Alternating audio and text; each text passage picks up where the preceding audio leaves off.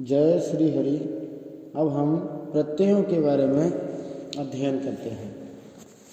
प्रत्यय दो प्रकार से होते हैं, एक जो धातुओं से जुड़ते हैं, दूसरे जो शब्दों से जुड़ते हैं। धातु से जो प्रत्यय जुड़ते हैं वे दो प्रकार के होते हैं। एक होते हैं जिनको तिंग संबद्ध कहा जाता है, दूसरे होते हैं उनको कृदंत प्रत्यय कहा जाता है। तिंग संबद्ध प्रत्यय मुख्य रूप से तीन प्रकार के होते हैं, जिनमें प्रमुख है तिंग अर्थात परस्मैपदी और आत्मनेपदी। इनके अंदर तिप यहाँ से आरंभ करके महिंग के अंग तक परस्मैपदी में 9 और आत्मनेपदी में 9 प्रत्यय होते हैं। इनको तिंग कहा जाता है। ये धातु से होते हैं। परस्मैपदी में 9 होते हैं। प्रथम पुरुष में तिप तस झी, मध्यम में सिप थस थ और उत्तम में मिप वस मस। और आत्मनेपदी के अंदर तय आताम झ प्रथम पुरुष में, था साथाम ध्वम मध्यम पुरुष में, इड वहिंग महिंग उत्तम पुरुष में। दूसरे प्रत्यय होते हैं इसमें तिंग संबंध में सन और यंग आदि, और तीसरे होते विकरण आदि। धातु और प्रत्यय से जुड़ने वाले प्रत्ययों में कृदंत प्रत्यय एक होते हैं, जिनमें कृत्य प्रत्यय और पूर्व कृदंत और उत्तर कृदंत ये इनके प्रमुख विभाग हो सकते हैं। कृत्य प्रत्ययों में तव्यत, अनियर, यत, न्यत और क्यप ये प्रत्यय आते हैं। पूर्व कृदंत प्रत्ययों में णवुल, त्रिच, क्त, क्तवतु, क्षत्रि, शानच, ल्यू, णिनी और अच और क्तिन ये प्रत्यय आते हैं। और उत्तर कृदंत में तुमुन, घय, ल्युट, क्त्वा और ल्यप ये प्रत्यय आते हैं। दूसरे प्रकार के जो प्रत्यय होते हैं वो शब्दों से जुड़ते हैं और शब्दों से प्रत्यय बनते हैं। उनमें दो विभाग हैं, तद्धित प्रत्यय और स्त्री प्रत्यय, जो शब्दों से जुड़ते हैं। तद्धित प्रत्ययों में मतुप, तल, तरम, तरप, तमप और मयट आदि प्रत्यय होते हैं। और स्त्री प्रत्यय होते हैं दूसरे, उनके अंदर टाप और गीप ये दो प्रकार के प्रत्यय होते हैं। और वैसे इनके और भेद भी हैं, टाप, डाप, चाप, गीप, गीस, गीन, ऊंग और ती। लेकिन मुख्य ये दो भेद हैं जो प्रायः परीक्षाओं में पूछे जाते हैं। अब हम कृत्य प्रत्ययों में तव्यत प्रत्यय का अध्ययन करते हैं। तव्यत प्रत्यय के अंदर शेष तव्य रहता है और पुल्लिंग में इसका रूप बनाने के लिए विसर्ग लगाना होता है, रामः की तरह। स्त्रीलिंग में इसका रूप बनाने के लिए रमा की तरह आ जोड़ना होता है। नपुंसकलिंग में इसका रूप बनाने के लिए मैं जोड़ना होता है, फल शब्द की तरह। अब इसमें तव्यत प्रत्यय में खास बात यही है कि कहीं कहीं इट का आगम होता है, वही ध्यान रखना है। तो जैसे एद धातु है उससे तव्यत प्रत्यय जोड़ेंगे और इट का आगम कर लेंगे, तव्यत तव्यानियरः ये सूत्र है, इससे तव्यत प्रत्यय यहाँ पर होता है। तो एध धन तव्यत करेंगे, इट का आगम कर लेंगे तो बन जाएगा एधि तव्यम, अर्थ हो जाएगा बढ़ना चाहिए। इसी प्रकार विद धातु से तव्यत प्रत्यय करेंगे तो यहाँ पर इट का आगम भी हुआ है, साथ में विद में जो ई है उसको गुण ए हो गया और बन गया वेदितव्यम, माने जानना चाहिए। इसी प्रकार रुद धातु से तव्यत बनाएंगे तो रुद में ऊ को गुण हो जाएगा रो, और इट का आगम माने ई बीच में आ जाएगा तो बन जाएगा रोदितव्यम, माने रोना चाहिए। और वर्तितव्यम इसमें वृत्त धातु है, इसे तव्यत प्रत्यय जोड़ेंगे, वृत्त के री को गुण कर देंगे अर और ईट का आगम हो जाएगा वर्तितव्यम, माने व्यवहार करना चाहिए। और पठ धातु से तव्यत प्रत्यय जोड़ेंगे, ईट का आगम करेंगे तो पुल्लिंग में राम की तरह है पठितव्य बनेगा, अर्थ हुआ पढ़ना चाहिए। स्त्रीलिंग में रमा की तरह है पठितव्या बनेगा। और नपुंसकलिंग में फलम इस प्रकार फल शब्द की तरह है पठितव्यम, इस प्रकार से रूप इसका बनना चाहिए, इस प्रकार के रूप बनेगा। दूसरा प्रत्यय है अनियर प्रत्यय, जिसके अंदर अनीय यह शेष रहता है, र की इत संज्ञा हो जाती है। इसमें सीधा सीधा जो धातु है उसमें अनियर जोड़ देना है। और यदि किसी धातु के अंदर आरंभ में ई ऊ री आ रहा है तो उसको गुण कर देना चाहिए। शेष बड़ा सरल विधि है। तो एद धातु से अनियर प्रत्यय करेंगे, तव्य तव्य अनियर है इस सूत्र से, तो एद में सीधा सीधा अनियर बना दिया, बन गया एधनीयम। अर्थ हो गया बढ़ना चाहिए। यहाँ पर भी पुल्लिंग स्त्रीलिंग नपुंसकलिंग बनाने के लिए राम शब्द और रमा शब्द की तरह ही करना चाहिए। दूसरा उदाहरण हो सकता है वेदनीयम। विद धातु से अनियर प्रत्यय किया, यहाँ विद का जो ई है उसको गुण हो जाएगा और विद का हो जाएगा वेद, और शेष अनियर उसमें जुड़ जाएगा, बन जाएगा वेदनीयम। अर्थ होगा जानना चाहिए।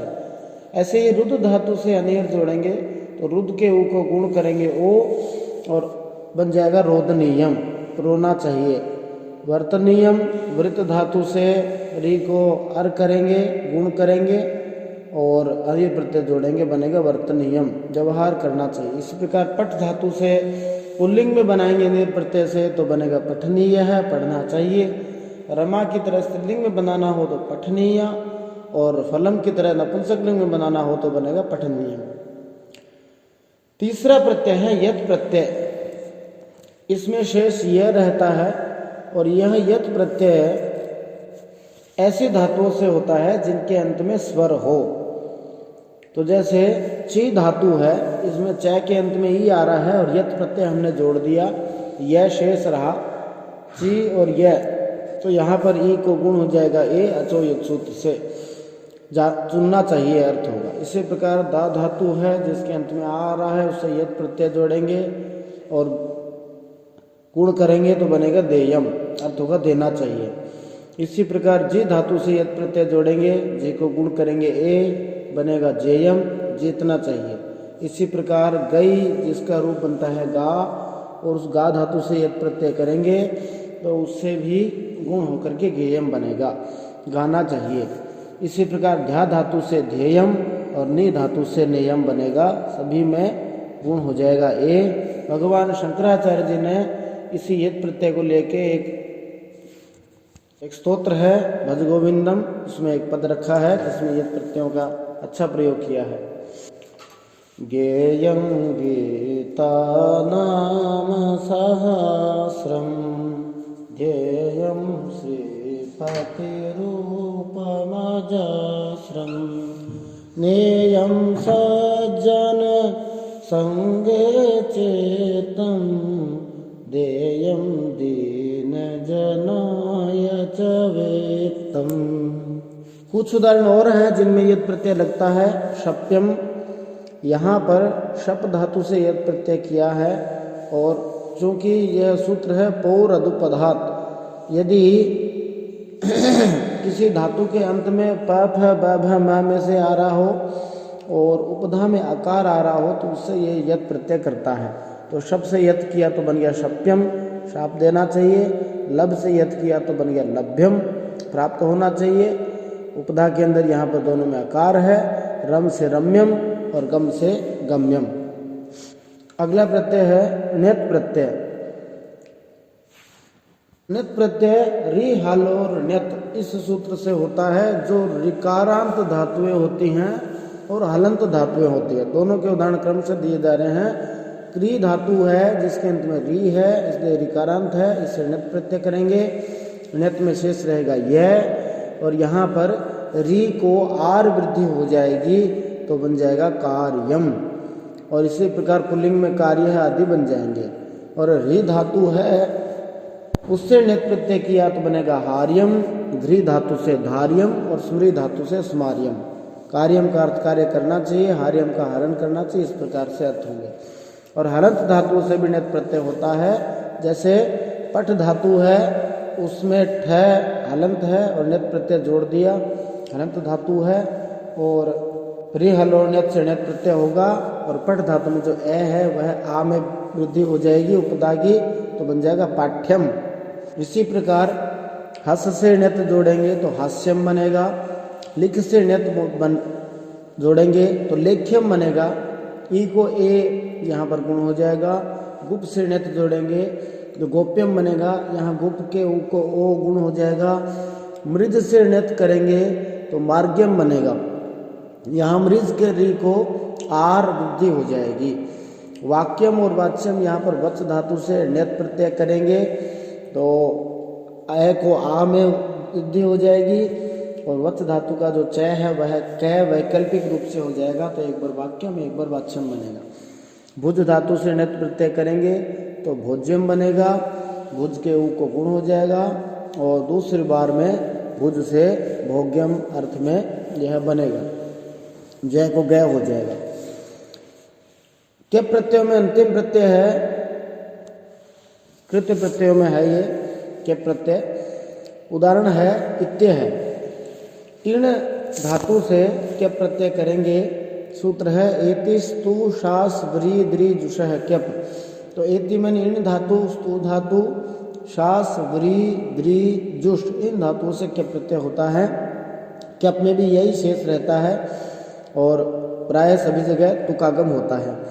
तो ई धातु से क्यप जोड़ेंगे, यह जुड़ा और तुक का आगम इत्य आ गया, बन गया इत्य है। स्तु धातु से क्यप जोड़ेंगे, बनेगा स्तुत्य है। व्री धातु से क्यप जोड़ेंगे, बनेगा वृत्य है। और शास धातु से क्यप जोड़ेंगे तो बनेगा शिष्य है। इसमें शास का जो आ है उसको ये हो जाएगा, और इनका सब का अर्थ योग्य है इस अर्थ में होगा, शाश्वतम योग्य है, शिष्य है। और इसी प्रकार द्रि धातु से क्यप प्रत्यय जोड़ेंगे तो तुकागम हो जाएगा द्वितीय है, और आ उपसर्ग लगा के करते हैं तो आद्वितीय है। और जुष धातु से क्यप बनाएंगे तो जुष्य है, ऐसा बनेगा।